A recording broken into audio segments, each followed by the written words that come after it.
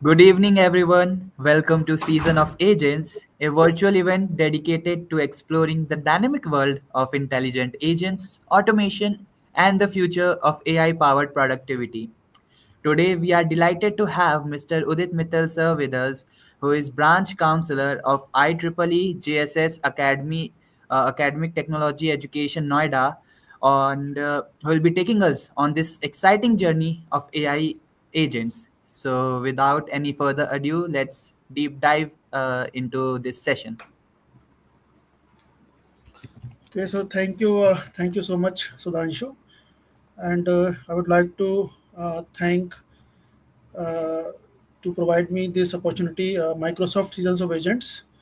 So I am very much thankful to them. So my presentation is about the session is about the AI agents behind the scenes, how these agents decide what to do and how to do, demystifying the AI, ML, and DL in real world applications, and what are the key distinctions between them. So I would rather keep this session light. It's not a technical one. It's just an overview to highlight the basics about the AI, the machine learning, the deep learning, and I'll try to keep the things into perspective by citing some examples. So overall, we'll have this session a very light session, so that our audience can enjoy the session, and then maybe later in subsequent sessions we can have technical discussions also. So here, okay, so artificial intelligence, deep learning, machine learning, whatever you are doing, if you don't understand it, learn it, because otherwise you are going to be a dinosaur within 3 years.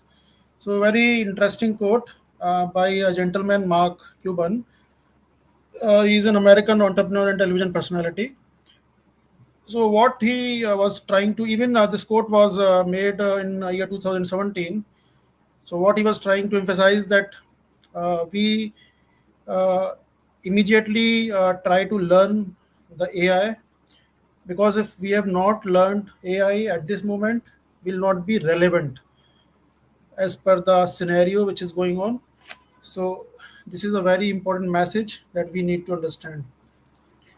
Now the question comes that what is the artificial intelligence, the how this term was coined.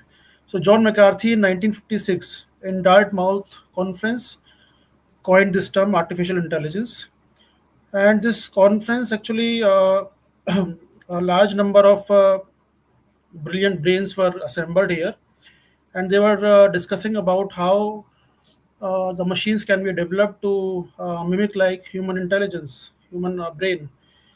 So John McCarthy is said to be the founding fathers of AI, and AI actually develops computer systems that can accomplish tasks that require human intelligence. So this is the basic definition of AI. It is a simulation of human intelligence in a machine or a computer system. So that makes actually that system to think like a human and to predict or to decide based on the data. So AI based on the three cognitive skills, the three main cognitive skills, which are basically required by human also to mimic human intelligence, like learning, reasoning, logic, and self-correction or self-awareness, we can say. So the types of AI based on capabilities. So like as the time is going on, like the time is progressing, the technological advancements are going on.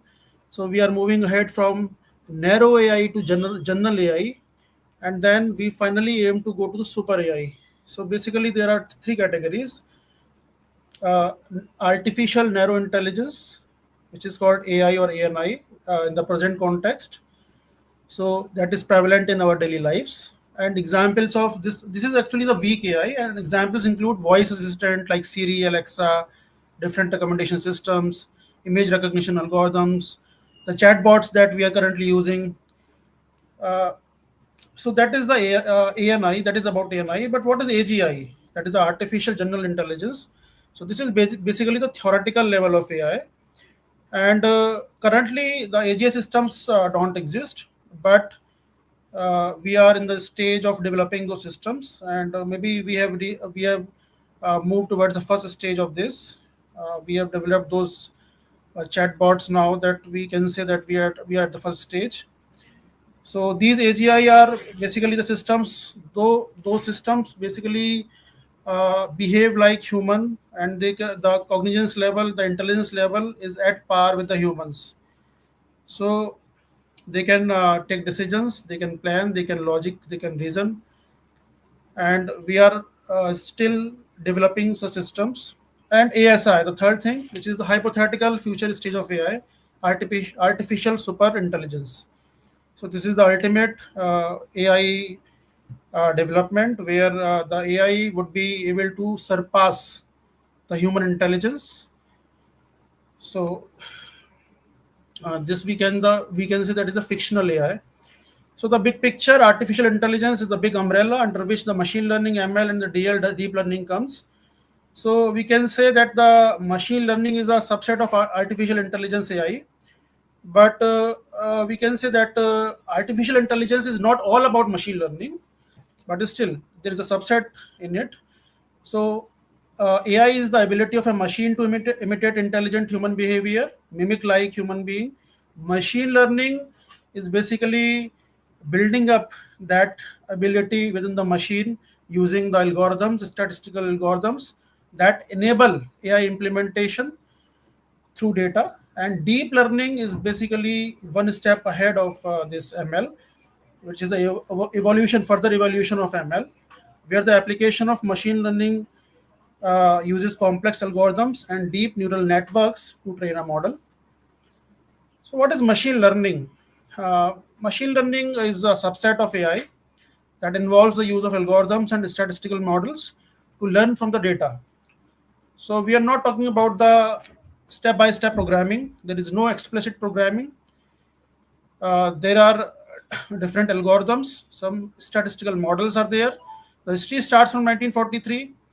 Then, further, in 1957, perceptron was developed by Frank Rosenblatt, and which is considered to be one of the first algorithms for ML. And the term machine learning was coined in 1959 by Arthur Samuel in his paper, Some Studies in Machine Learning Using the Game of Checkers. So this is the historical significance. So this machine learning actually gives the way to implement AI, and the recommendation systems that are used in e-commerce platforms, social media channels like Instagram, YouTube. Those systems are basically those are the examples of using ML. And a very popular example of ML algorithm is an on-demand music streaming service like Spotify. So in Spotify, which is the music streaming service that recommends the playlist, the song playlist, and the artist as per the choice of the listener, as per the preference of the listener. So for traditional machine learning methods, features need to be first extracted and selected from the data manually through feature engineering. So that is the traditional machine learning. But now when we move ahead towards deep learning, there would be something different. There is no manual intervention or little manual intervention. So first of all, we have to understand what is the learning categories in ML. So supervised learning, unsupervised learning, reinforcement learning. These are the three important learning categories. So this type supervised learning is what? It is the learning in which there is a we can understand like a classroom setup is there where there's a teacher, there's a student. So the teacher is providing some instructions, student is following the instructions. Maybe student is making some mistakes and teacher is there to supervise to correct it. So every step teacher is providing some feedback for correction. So this is that kind of thing that the ultimate answer, the ultimate solution to the problem is known to the student because of the supervisor. So this type of learning use labeled data to train the model. So there is labeled data means the data is already tagged that what it actually signifies. So here the machine knew the feature of the object and also the labels associated with the feature. So two important categories of supervised learning.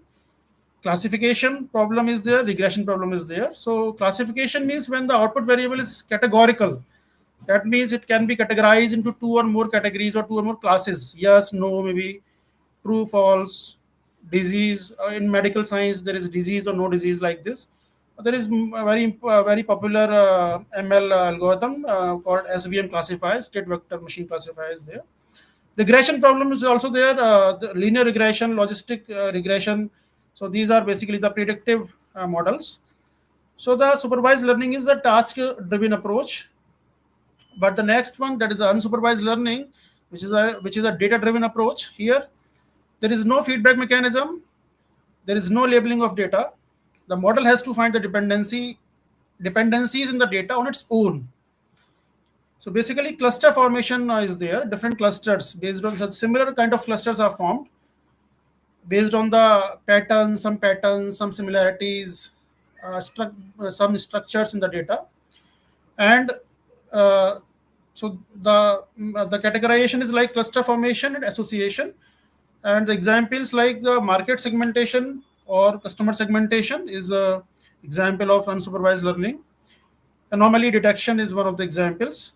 So here I've shown this example right inside. So, suppose a telecom company wants to reduce its customer churn rate by providing personalized call and data plans. So the company actually uh, gets the data, and then as per the call duration, internet usage, then it forms different clusters of those customers A, B, and C. We can see here these clusters, and then for a particular customer, it identify the cluster, and then accordingly it provides some plan for that cluster.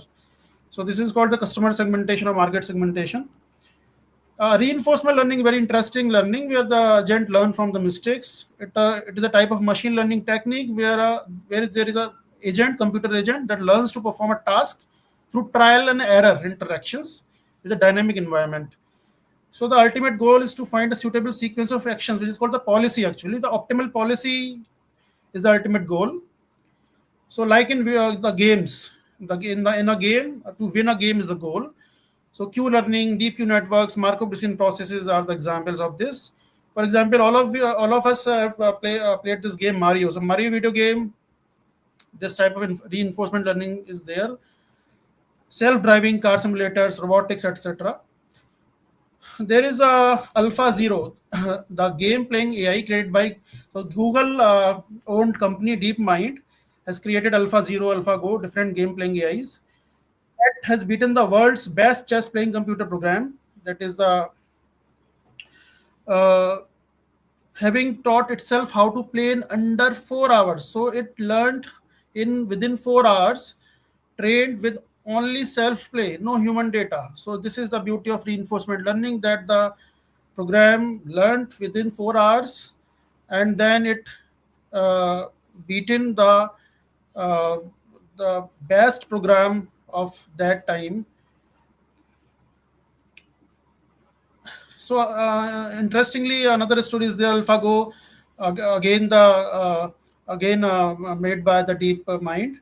So one of the most complex strategic games is Go, which is 3,000-year-old Chinese game. So number of possible combinations are too high. It is far beyond a chess game here. So in 2016, reinforcement learning based Go agent called AlphaGo, again by DeepMind, defeated the greatest human Go player Lee Sedol, much like a human player. It learned by experience playing thousands of games with professional players. So this is very interesting reinforcement learning story. So now let's talk about in brief about very popular machine learning algorithms. Few of the popular algorithms like linear regression, so which is a supervised learning algorithm, linear regression, which is used to predict and forecast values that fall within a continuous range, such as sale numbers or house prices. So there are two variables: input variable is there, output variable is there, and then there is a linear separable line we can draw to separate uh, into two categories. So it can predict the price of a house based on its size, number of bedrooms, number of bathrooms. So this is the example, like the price of a house is to determine. So based on the location of the house, the bedrooms, bathrooms, so different input variables are there. So accordingly, as per linear regression technique, what is the output variable that can be found out? So that is a linear regression. The other one is the logistic regression, which is again supervised learning algorithm. So it is used for primarily binary classification tasks. It is commonly employed where we want to determine whether an input belongs to one class or other class. So for example, we are feeding some image like image of cat or image of dog, and the model decides whether it's a cat or it's a dog, or the prediction of probability of winning some game of cricket or any game, or whether in medical science like the cells are cancerous or not, so predict that thing. So logistic regression is used to find that. A decision tree is also there, which is a supervised learning algorithm again, which is used for classification and predictive modeling tasks. So again, yeah, here very popular example we can consider like loan approval decisions in banking and financial. So bank has to decide for a given loan application whether it has to accept that application or reject that application. So it has to decide using the decision tree. So finally, there are a number of nodes, and at final leaf node, the decision comes like accept or reject. So it's another very good, very popular ML algorithm. K nearest neighbor (KNN) is a supervised learning algorithm again commonly used for classification, predictive modeling, recommendation tasks. Data is again divided into a specific number of groups of clusters. So here clusters are formed, and k nearest neighbors means k is a number, a suitable number is decided based on some mathematical analysis, and up to those nearest numbers, the given data is the distance, Euclidean distance is measured. So this is based on the distance method. So like Netflix uses KNN to recommend movies by finding users with similar viewing history to yours. So the recommendation systems actually also adopt this KNN systems. K means clustering is again, it is an unsupervised learning algorithm. K means is an unsupervised algorithm which is commonly used for clustering and pattern recognition tasks like group customer segmentation by group in groups as per the behavior of the customers.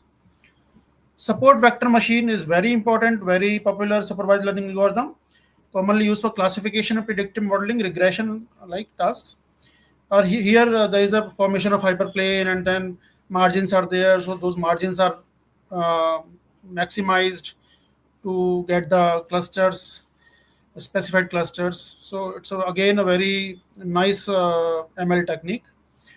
Then there is a naive based classifier. So naive based classifier is again supervised learning algorithm, which is based on Bayes theorem, and it is very commonly used to filter spam mails, whether it's a mail is a normal mail or a spam mail, an email account.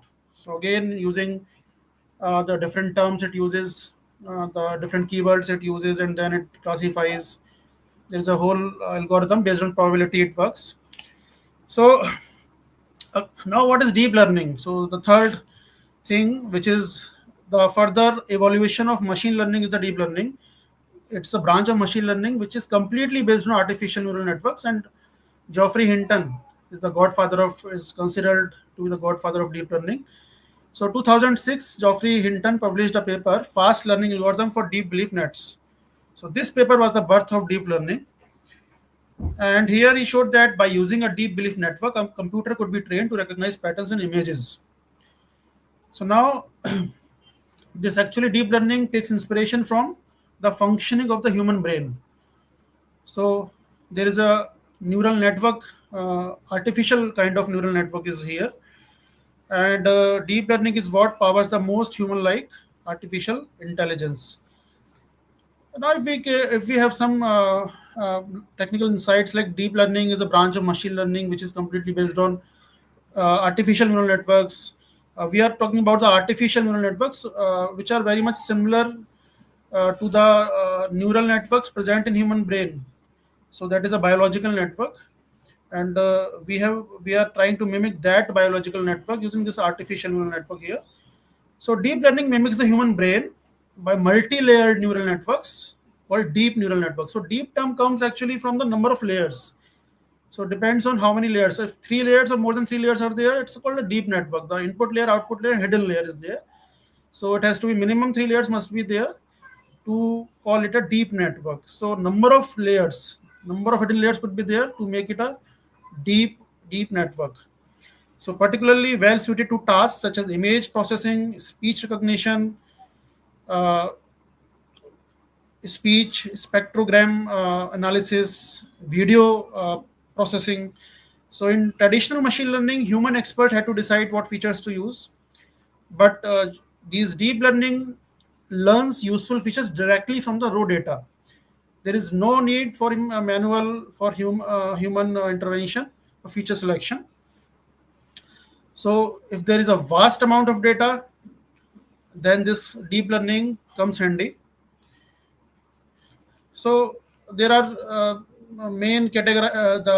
If we talk about the categories, ANN is there, CNN is there, RNN is there. So ANN is about the artificial neural network, which is a simple feed-forward neural network, which is a group of multiple perceptrons or neurons at each layer, and it's a general neural network term for various tasks. But if we talk about the convolution neural network, which is very important, ConNet. These are the algorithms specifically designed for object detection and image processing. So object detection actually has got object classification and object localization. There are two things. So we have like input image is there. So convolution layer is there, pooling layer is there. Then a normal fully connected layer of ANN is there.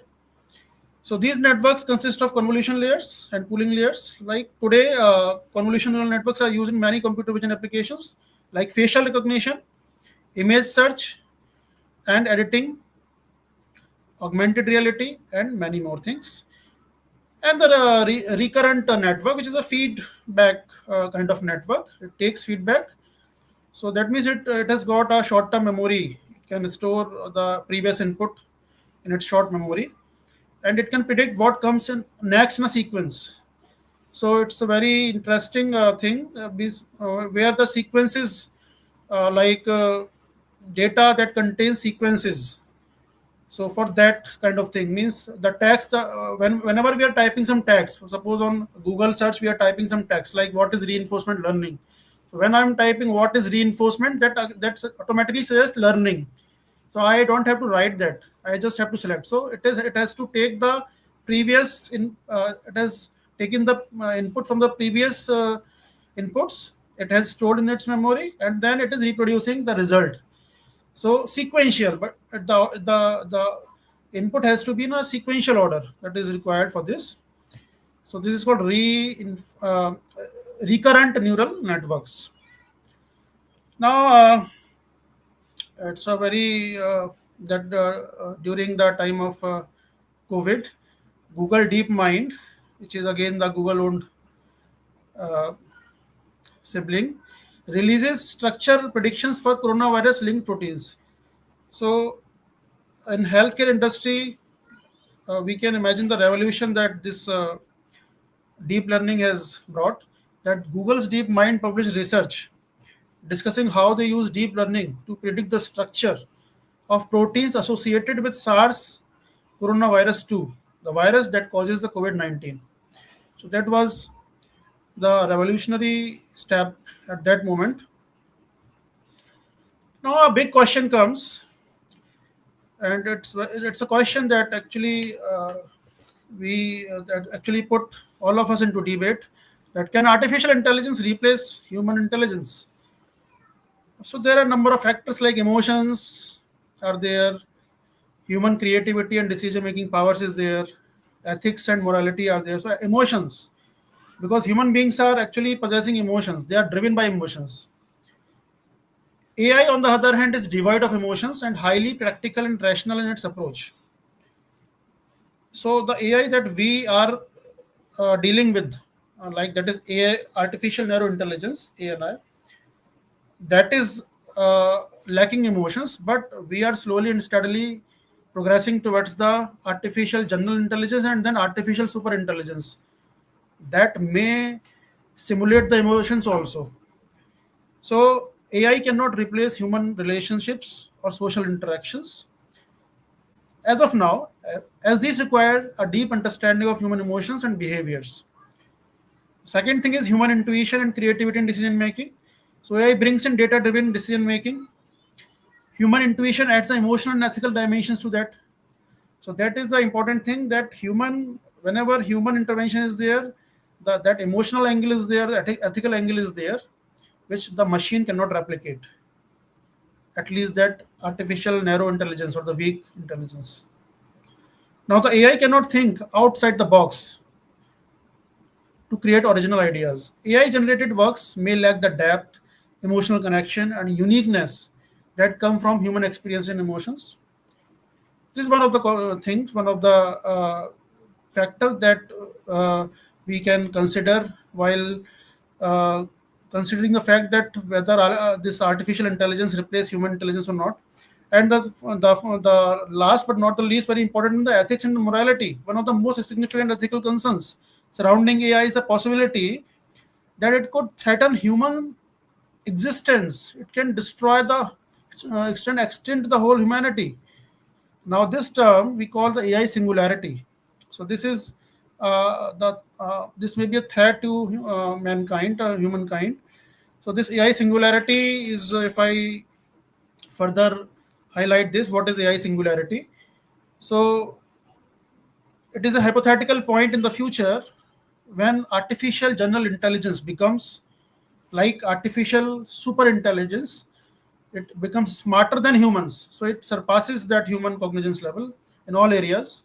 It is capable of self design, redesign, self improvement, recursive self improvement, so that it can come up with a better version of itself. And it potentially become uncontrollable, unpredictable. So this is the threat that is posed to mankind, the singularity, AI singularity. So an ultra intelligent AI might not share human values, leading to morally unacceptable decisions, even if technically logical. So the decision may seem technically logical by the AI, but that may not be acceptable in a social setting or as per the moral grounds. So that is important. So one of the greatest scientists, Stephen Hawking, in 2014 said he warned that AI could end humanity if not aligned with human values. He said that the evolution, the human being is actually limited by the slow evolution and the growth at which the AI is evolving, so that can supersede the humans. So this great scientist Stephen Hawking warned in 2014, and Elon Musk believes AI is one of the biggest threats to human survival. Again, but let's come to the positive thought. AI should be a tool. It should be a tool. It is not to compete with the human being. It should be a tool to amplify human potential. It's not here to replace the humans. So there is a report by the Telegraph, AI on the future. So a report by Accenture projects that AI could add approximately $957 billion, which is approximately 15% of current Indian GDP by year 2035. It's a very huge amount. So this shows the potential of AI. AI can generate high incremental values across sectors like education, environmental sustainability, healthcare systems, agricultural systems, manufacturing sectors, retail sectors, transportations. So this depends on us that to how much extent we can harness the potential of this. AI is expected to create, as per this article in the Telegraph, the AI is expected to create 2 lakhs job, 2 lakhs new jobs in the near future. So those who say that AI will cut down the jobs, we have to rethink that it will create new jobs, but we have to adapt to the those skills that are required now. So this is again a few newspaper cuttings. AI must reboot, not delete jobs. And from Microsoft and LinkedIn 2024 Work Trend Index report that AI is not replacing jobs, but it will transform them. So this is very important report, which says that 12% of recruiters have created new roles tied to the use of generative AI. and 66% of leaders admit that they won't hire someone without AI skills. So 66% of employers are saying that they won't hire the the person who is not skilled in AI. So that's very interesting point. So the closing statement, we can say it's not AI versus humans. It's AI augmented humans versus non-adaptive humans. So it's a punchline that AI augmented humans versus non-adaptive humans. So AI is not a replacement for human intelligence. It's a tool. It has to be considered as a tool that can help us achieve our goals. But we need to ensure that we use it responsibly, we use it ethically to augment human intelligence. We have to understand it that it's not a replacement, it is here to augment human intelligence. So finally, I will not replace you, a person using AI will.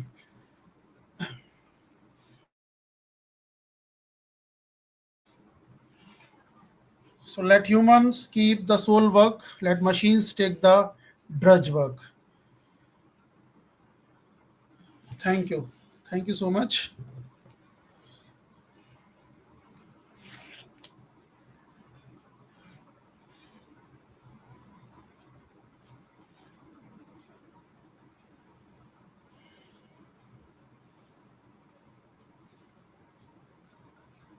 Sudhanshu, are you there?